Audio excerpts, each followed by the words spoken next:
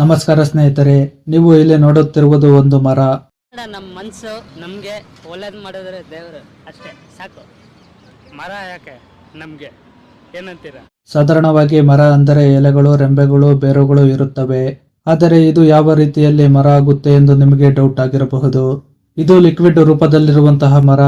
ಈ ಟೆಕ್ನಾಲಜಿಯ ಬಗ್ಗೆ ಸಂಪೂರ್ಣವಾಗಿ ತಿಳಿದುಕೊಳ್ಳೋಣ. ಹಳ್ಳಿಗಳ ಕಡೆ ಎಲ್ಲೆಂದರೆ ಅಲ್ಲಿ ಮರಗಳು ಇರುತ್ತವೆ. ಆದರೆ ಸಿಟಿಯಲ್ಲಿ ಎಲ್ಲಿ ನೋಡಿದರೂ ಹೆಚ್ಚಾಗಿ ದೊಡ್ಡ ದೊಡ್ಡ ಬಿಲ್ಡಿಂಗ್ಸ್ಗಳು, ರಸ್ತೆಗಳನ್ನು ಬಿಟ್ಟರೆ ಮರಗಳು ಇರುವುದಿಲ್ಲ. ಒಂದು ವೇಳೆ ಮರ ಬೆಳೆಸಲು ಸರಿಯಾದ ಸ್ಥಳ ಇರುವುದಿಲ್ಲ. ಇದರ ಜೊತೆಗೆ ವಾಯು ಮಾಲಿನ್ಯ ಹೆಚ್ಚಾಗುವುದರಿಂದ ನಮ್ಮ ಆರೋಗ್ಯದ ಮೇಲೆ ಪ್ರಭಾವ ಬೀರುತ್ತದೆ. ಅದಕ್ಕೆ ಸಿಟಿಯಲ್ಲಿರುವಂತಹ ಸಮಸ್ಯೆಯನ್ನು ಬಗೆಹರಿಸಲು ಸೆರ್ಬಿಯಾಗೆ ಸೇರಿದ ಡಾಕ್ಟರ್ ಇವಾನ್ ಎಂಬ ವಿಜ್ಞಾನಿಯು ಈ ಲಿಕ್ವಿಡೇಟರಿ ಕಾನ್ಸೆಪ್ಟ್ ಅನ್ನು ಕಂಡುಹಿಡಿದರು. ಅದೇನೆಂದರೆ ಆಲ್ಗೆ ಅನ್ನುವ ಒಂದು ಜಾತಿಯ ಜೀವಿಗಳು ಇರುತ್ತವೆ. ಇವು ನೋಡುವುದಕ್ಕೆ ನೀರಿನಲ್ಲಿ ಪಾಚಿ ಯಾವ ರೀತಿಯಲ್ಲಿ ಇರುತ್ತದೋ ಅದೇ ರೀತಿಯಲ್ಲಿ ಇರುತ್ತವೆ. ಈ ಜೀವಿಗಳು ಬದುಕಬೇಕೆಂದರೆ ಸೂರ್ಯನ ಬೆಳಕು, ಗಾಳಿಯಲ್ಲಿರುವಂತಹ ಕಾರ್ಬನ್ ಡೈಆಕ್ಸೈಡ್ ಮತ್ತು ನೀರು ಬೇಕಾಗುತ್ತದೆ. ಈ ಜೀವಿಗಳು ಏನು ಕೆಲಸ ಮಾಡುತ್ತವೆ ಅಂದರೆ, ಮರಗಳು ಯಾವ ರೀತಿಯಾಗಿ ಗಾಳಿಯಲ್ಲಿರುವಂತಹ ಕಾರ್ಬನ್ ಡೈಆಕ್ಸೈಡ್ ಅನ್ನು ತೆಗೆದುಕೊಂಡು ಆಮ್ಲಜನಕವನ್ನು ಬಿಡುಗಡೆ ಮಾಡುತ್ತವೆ, ಅದೇ ರೀತಿಯಲ್ಲಿ ಈ ಜೀವಿಗಳು ಸಹ ಗಾಳಿಯಲ್ಲಿರುವಂತಹ ಕಾರ್ಬನ್ ಡೈಆಕ್ಸೈಡ್ ಅನ್ನು ಎಳೆದುಕೊಂಡು ಆಮ್ಲಜನಕವನ್ನು ಬಿಡುಗಡೆ ಮಾಡುತ್ತವೆ.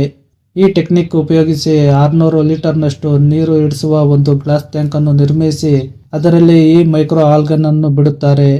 ಈ ಟ್ಯಾಂಕ್ನಲ್ಲಿರುವ ಈ ಆಲ್ಗೆಯು ಗಾಳಿಯಲ್ಲಿರುವಂತಹ ಕಾರ್ಬನ್ ಡೈಆಕ್ಸೈಡ್ ಅನ್ನು ಎಳೆದುಕೊಂಡು ವಾತಾವರಣಕ್ಕೆ ಆಮ್ಲಜನಕವನ್ನು ಬಿಡುಗಡೆ ಮಾಡುತ್ತವೆ. 20 ವರ್ಷ ತುಂಬಿರುವ ಒಂದು ಮರ ಎಷ್ಟು ಆಮ್ಲಜನಕವನ್ನು ಬಿಡುಗಡೆ ಮಾಡುತ್ತದೆ ಅಷ್ಟೇ ಪ್ರಮಾಣದಷ್ಟು ಈ ಚಿಕ್ಕ ಲಿಕ್ವಿಡೇಟರಿ ಬಿಡುಗಡೆ ಮಾಡುತ್ತದೆ.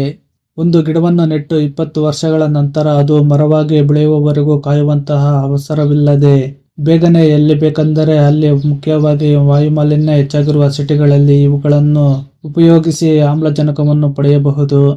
ಈ ಟೆಕ್ನಾಲಜಿಯಲ್ಲಿ ಸೋಲಾರ್ ಪ್ಯಾನೆಲ್ಗಳನ್ನು ಸಹ ಉಪಯೋಗಿಸಿದ್ದಾರೆ.